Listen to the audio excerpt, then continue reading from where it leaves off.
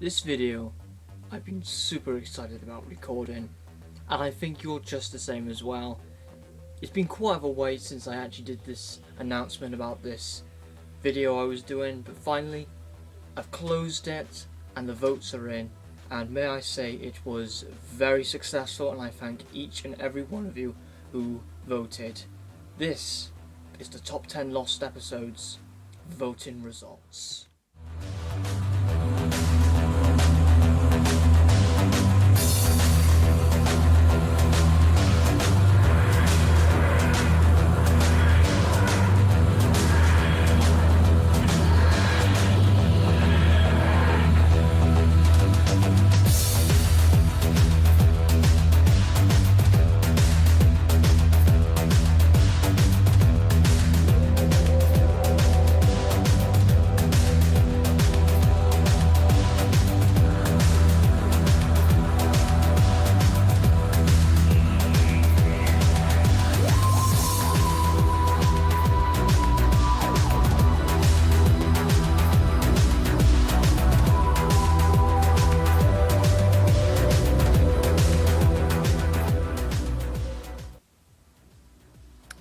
So, welcome everybody to probably the most anticipated and the most looking forward video, which I'm really looking forward to doing, and especially a lot of my viewers. This is the top 10 lost episodes voting results. Now, I have tallied up all the votes I have in this one, and there's really successful this was. I was absolutely gobsmacked. There was a total of 2,152 points, not people, points in this voted all together.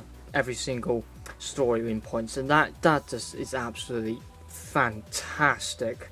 And a lot of subscribers did spread this around with other YouTubers and subscribers, and it came really popular, and I absolutely thank you so much. And the people who've entered in the collaboration, you know who you are obviously, but again I thank you very much. But no dilly dallying and rambling, we're gonna get straight off with number 10. Number 10, we have Galaxy 4, which earned 96 points. This one did. Galaxy 4, I'm very surprised it was actually on this list, because it's actually an underrated story, and a lot of people find it very basic, very dull, or just one of the worst William Hartnells ever, which I do disagree, but there's some people who agree what I actually say, or they think Galaxy 4 is a very good story, which I'm happy to see that. A lot of people voted this. It was voted quite a lot. A lot of people voted it 8th and 9th place. About 5 or 6 people voted it 4 and 5, and one person voted it 2nd place, which was very surprising. Galaxy 4, I think, has a fantastic twist to the story, and it's good that some people do appreciate the story. It's not. Of course, it's not the best lost episode or the best story ever in Doctor Who, but I do enjoy it, and it is being shown that some of my subscribers enjoy it, and whoever else voted in this video. We now will be moving on to number 9. At number 9, we have one of the most famous historicals ever, which is Marco Polo, which achieved 105 points. Now, I thought this was going to be voted a little bit higher, because it's said to be, well, a very unique story. This one is. It was the first story which is lost, so it's the oldest story to be lost. It's been the 50th anniversary for Marco Polo, so yeah, it's literally just 50 years old, so it's been seen, so that's a long time ago. And Marco Polo has fantastic characterization and characters, but I do find it very long, this story, and I could not listen to it in only one go. It might change if I actually watch it on video. It's not my favourite story ever, but it's a lot of people's favourite. A couple of people voted it 7, 8 in that category. A couple of people voted it 6th place, and 2 people voted it 2nd place, and some people voted it 1st place as well, but not a lot of people actually voted for Marco Polo, and it's quite surprising. I thought it was going to be like 5th place or something, but yeah, moving on to number 8. Number 8, we have The Wheel in Space, which just achieved 1 more point than Marco Polo, 106 points. Again, very similar to Marco Polo's scoring.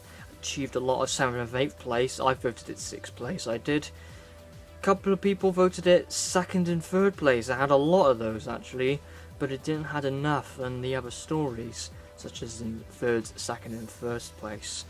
The Wheel in Space is actually a Shadow Cyberman story. It's said to be the weakest Cyberman out of all the Cyberman stories in Patrick Troughton's era, Moonbase, Tomb of the Cyberman in the Invasion. So I do find it shadowed. I kind of agree that it is not the best Cyberman story in Patrick Troughton's era, but I personally love it. I like to see it recovered. A lot of other people said they like to see it recovered, but people wouldn't call it a fan favourite or the almighty lost story.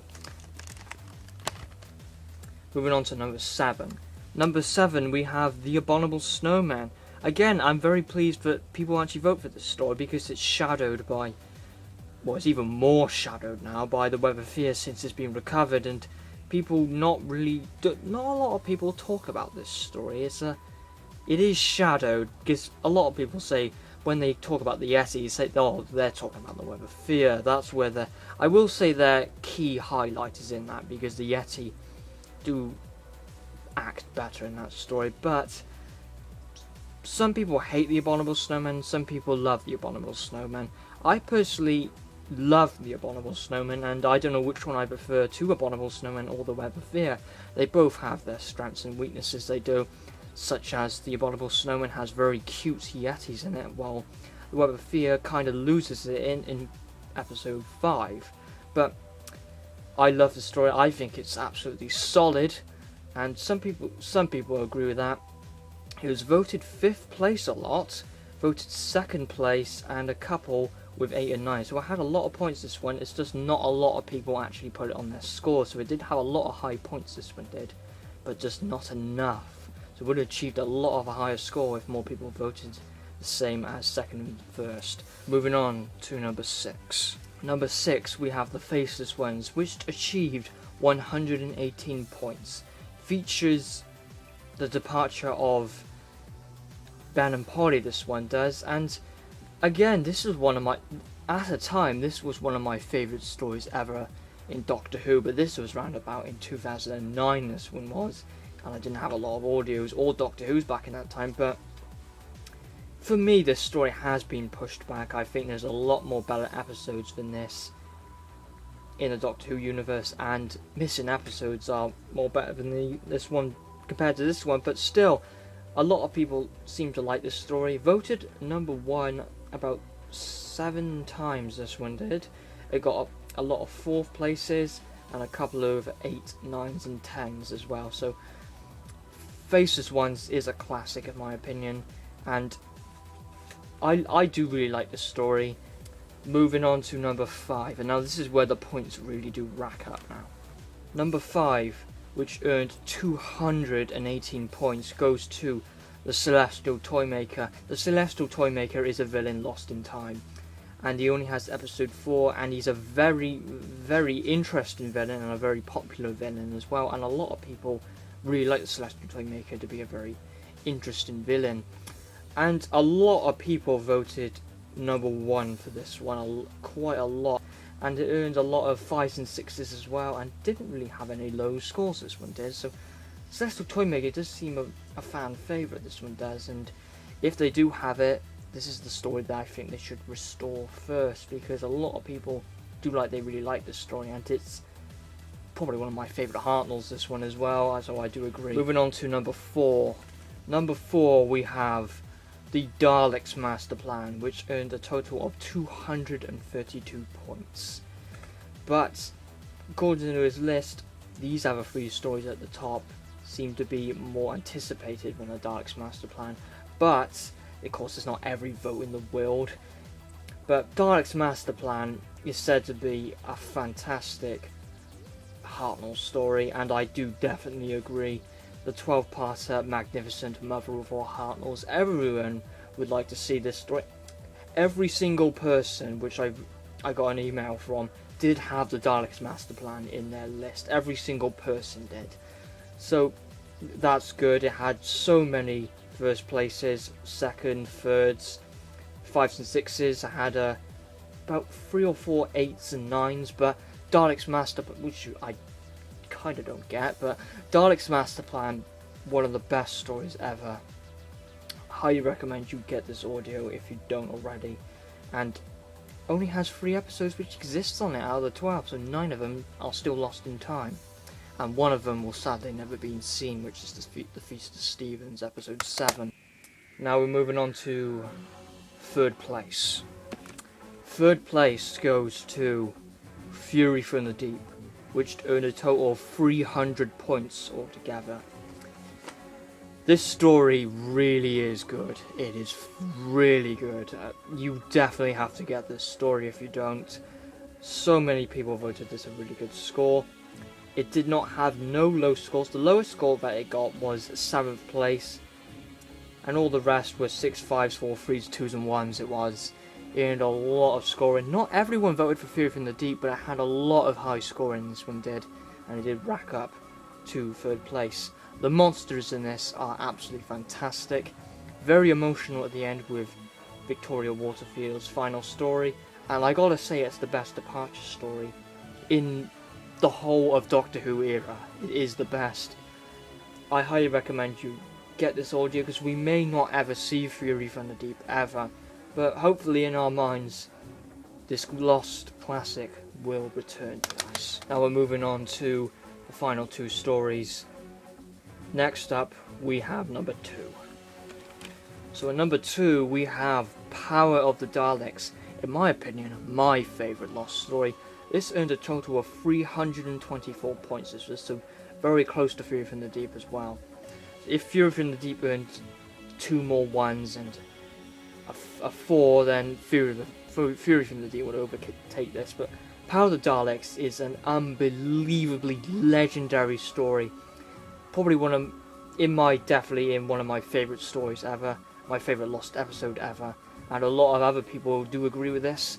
Every person voted for this story except for 2 emails, which is completely fine, it's your choice. But Power of the Daleks. Now, there's been a lot of heavy discussions on Power of the Daleks as well, along with Marco Polo, even with a leaked DVD cover, which I highly hated. If you've seen the DVD cover of Power of the Daleks, then you know what I'm talking about. I think it's unofficial because I think it looks crap. That DVD cover does not deserve to be on a legendary story. It's like greenish with 3 Daleks on the front and Patrick Troughton, and that's it. It's very basic and unofficial and unprofessional. So I don't think that's the DVD cover anyway. I hope Power of the Daleks is back.